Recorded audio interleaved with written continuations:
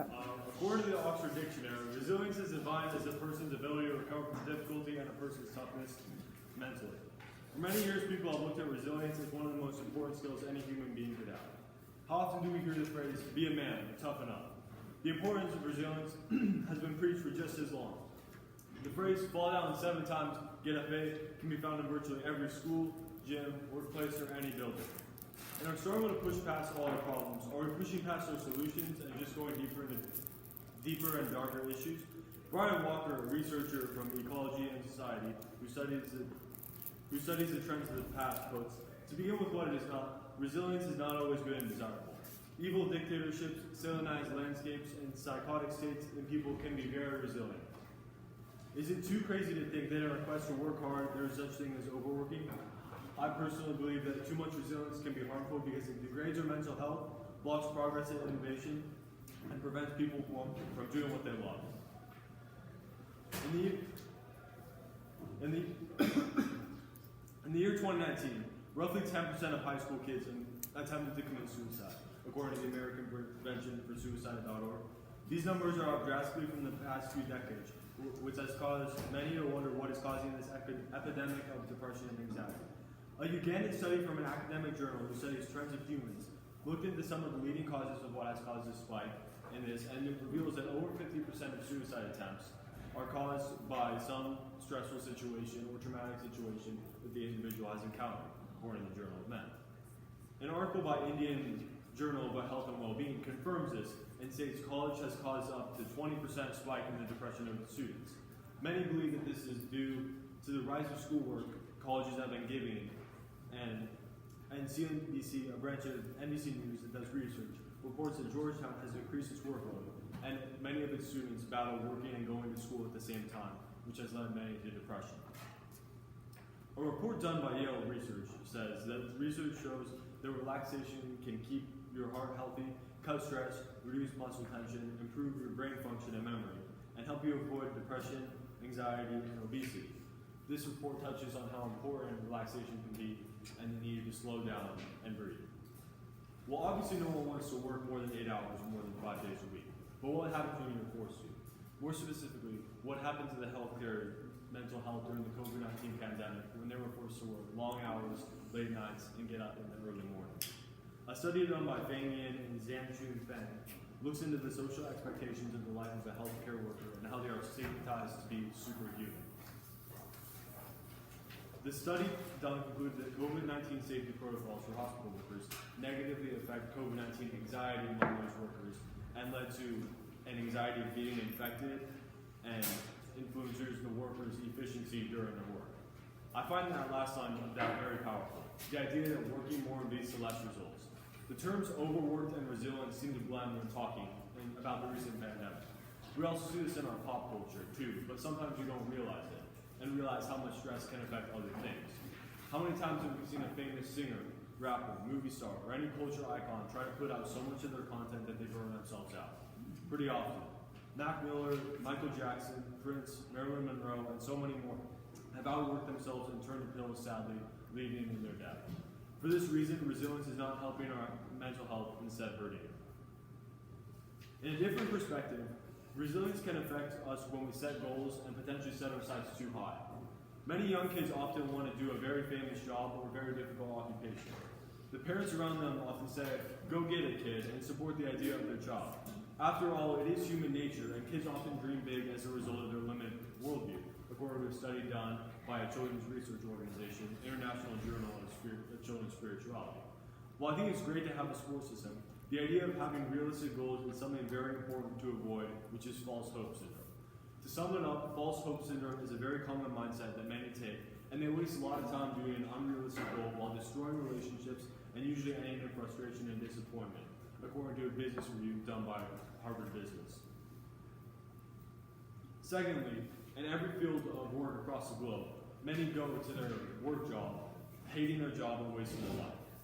They go to work at 9, doing something that they disdain, knowing they hate it, probably not making a difference.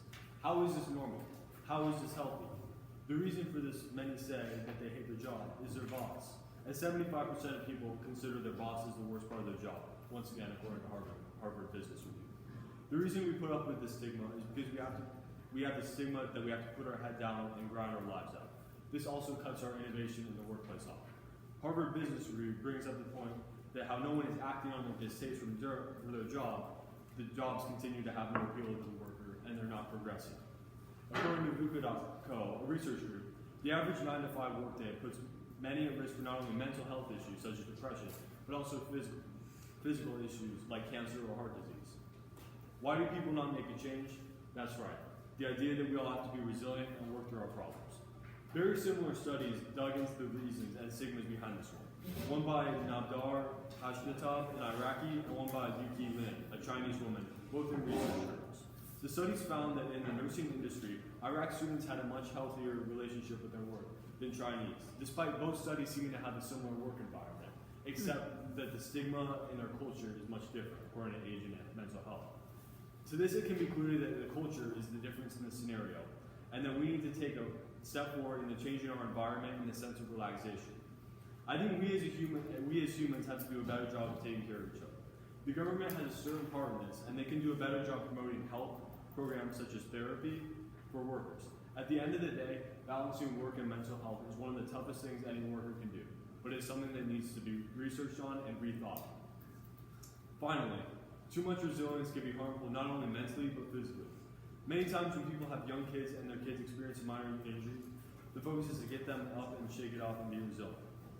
This idea makes sense, but it can take and be to a very unhealthy extreme. According to a study done by NBC News, many people fear the doctor simply because the idea that they receive bad news and a serious diagnosis that can threaten their life will be made. A tragic story told by a Buffalo doctor details a story how a farmer found a suspicious lump on his skin. Not wanting to go to the doctor to receive bad news, cut it off himself. Unfortunately, the lump was cancerous, metastasized, and attacked his brain, killing him. This age-old idea to shake it off and rub some dirt on it needs to be rethought because the over-resilience is killing us literally. To conclude, resilience is somewhat of an outdated idea, or at least in the ways we refer to it all. Mental health has changed so much, and therapists are there to be talked to. That's their whole reason they're there. We are past the point as a society of needing every man to work a 9 to 5 to provide for his family. We can no longer say to rub it off when we talk about physical health, because we now know the science behind cancer and other deadly diseases, and how we need to take action and take action quickly. Instead of focusing on the value of the past, we need to be resilient, but not too much, in addressing our future problems and solving them. Thank you. Do you have your work side? So which one was the Harvard one was the... That was the stimulus? Okay. So I would say you could add a few more slides just because you're sitting on the slides for a long time. Okay. And peer-reviewed journals maybe? Yeah. I'm not sure how many you have, but yeah, I would work on that. Yeah. Getting some quotes from peer-reviewed journals. Besides Harvard. That was from the stimulus piece. Okay, so Jude, you're next. Can you get off the one P110? So, can you guys bring him here? I have to add Aiden too.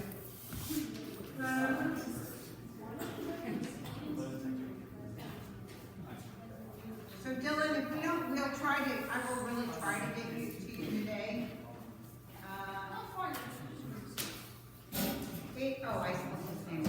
suppose his name. Is it Joanne? Gino, what?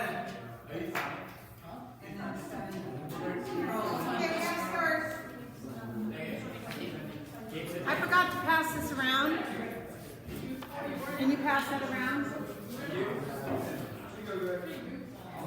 So,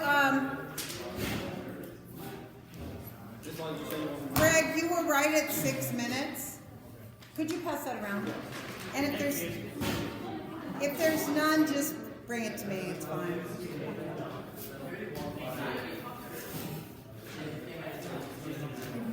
Okay, we gotta get started, guys. Let me just get my timer on. Apparently, Mr. Peoples already walked around. Okay, that's fine. All right, quiet.